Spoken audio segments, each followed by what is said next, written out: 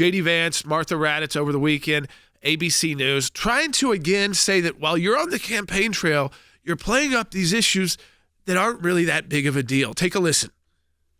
The incidents were limited to a handful of apartment complexes, and the mayor said our dedicated police officers have acted on those concerns. A handful of problems. Only, Martha, do you hear yourself? Only a handful of apartment complexes in America were taken over by Venezuelan gangs, and Donald Trump is the problem and not Kamala Harris's open border? Americans are so fed up with what's going on, and they have every right to be. And I really find this exchange, Martha, sort of interesting because you seem to be more focused with nitpicking everything that Donald Trump has said rather than acknowledging that apartment complexes in the United States of America are being taken over by violent gangs. I worry so much more about that problem than anything else here. We've got to get American communities in a safe space again. And unfortunately, when you let people in by the millions, most of whom are unvetted, most of whom you don't know who they really are, you're going to have problems like this. Kamala Harris, 94 executive orders that undid Donald Trump's successful border policies. We knew this stuff would happen.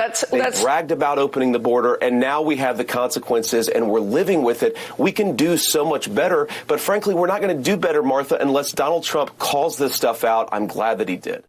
Yeah, and listen, I mean, this, I think, shows you, Logan, the media right there. She said it like this is going to become normal, or exactly. This is somehow like normal in America. That we deal with this. Just a few complexes, by the way, not a few apartments. Yeah, we said a handful of issues. We were talking about full complexes taken over. Full apartment complexes, a handful of those. Few of those, so you're talking 3, 4. That were handled, by the way, not that just exist.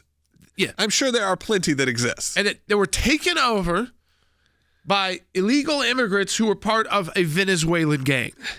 And we have imagery of it with the weapons, how they took them over, and yet they still play down the idea that we shouldn't be talking about that as a failure of our immigration system. They have lost their minds.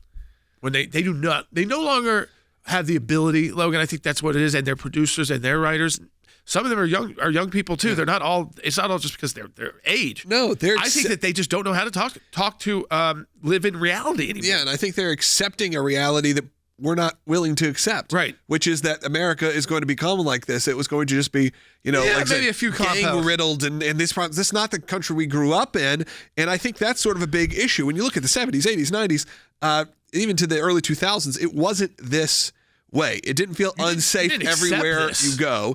And now, sadly, I don't want to be a fearmonger. That's in the back of your mind at all time. And then you're right. They don't understand who they're talking to. And I think that could even be put in the fact that if we saw over the weekend the massive success SpaceX had with Elon Musk, where you had one of their booster return system where they called it it got caught in the chopsticks, which is the first time you'll be able to see, we have this clip, you're able to see a rocket essentially come back to base and get caught to be able to be reused instead of being burned out in the environment and all of that happens right now. Yeah. And the impressiveness of this should not, I saw liberals and conservatives even being like, wow, this is an amazing moment for science, for space, and all of that. And then you converse it with Elon Musk, obviously the owner of SpaceX, really the inventor of it. There was an interesting soundbite from John Fetterman, Senator Fetterman, who has become, you talk about someone who has gone all the way back to someone who actually you end up agreeing with a lot of the times. Yep. He brought up some really good points about this, which is for young people, they see things like this. They hear people like Elon Musk, and they're not immediately discounting it for how they're going to decide who they're going to vote for. And he talked about this on the news about specifically Pennsylvania and how Musk is influencing it. Let's take a listen. Now he is using, and Musk is willing to actually show up at these kinds of rallies. And I witnessed that in Butler County a couple days ago. Musk is, most endorsements don't count for much in this business, but Musk is incredibly popular. And he has an appeal to a demographic that Democrats have been struggle with. And to some people that they see him as, that's Tony Stark. He's the world's richest man, and he's undeniably a brilliant guy. So I think that is a situation for Democrats we would have to acknowledge. sadly, those kind of verbiage, like he's the world's richest man and he's undeniably a brilliant guy, isn't the statement you actually hear typically about Elon Musk from the left. It's usually he's an idiot. He's got all these problems. We dislike him. He's a bad guy. His free speech is wrong. They never give him at least credit for the fact that, like, people like my son's age who are 12 years old, Elon Musk, I mean, they don't know necessarily about his politics. They don't know anything about his personal life, but they think of him as, like you said, like Tony Stark, like a hero for tech, a hero for electric cars. And could that actually sway some voters? I hadn't thought about that really until I saw John Fetterman, because we're usually presented with these alternate reality where Elon Musk is the bad guy and Venezuelan gangs taking over apartment complexes. Those are just the normal American things we have to deal with. Yeah, and I think with Elon Musk, again, they've had their Soroses, they've had their billionaires, and they've been used to the party that's we've had our billionaires and they don't. I'm not talking about wealthy people who can. I'm just talking about these super billionaires. Yeah. And now the richest guy in the world jumps on a stage in Butler, Pennsylvania. While he's got all of this going on, literally was jumping.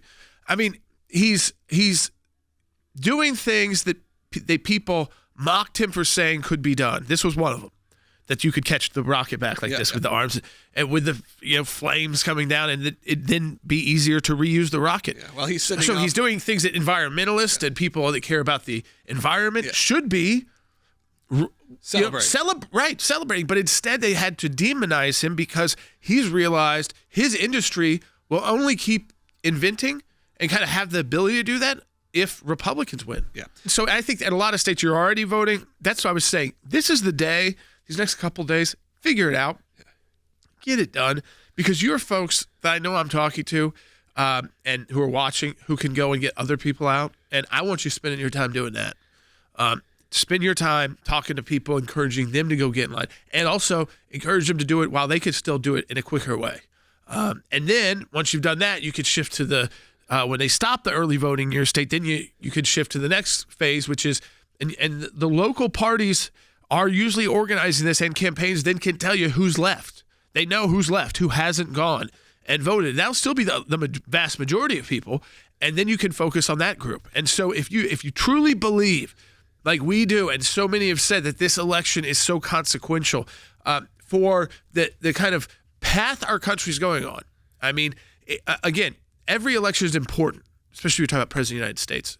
And you also never are quite sure what that president might encounter while they're president. But what we know is that there's two different major paths here that the country can go down. And I think that this is where it's going to happen. And these next 4 years will determine that. And it's not that the Democrats won't still be around and Republicans won't still be around, but the question is, what will the country look like if we continue to go down the path that Joe Biden has started and that Harris would like to continue with her vice presidential friend Tim Walz, who will be hopping around the country, I guess, if he's vice president of the United States as a knucklehead.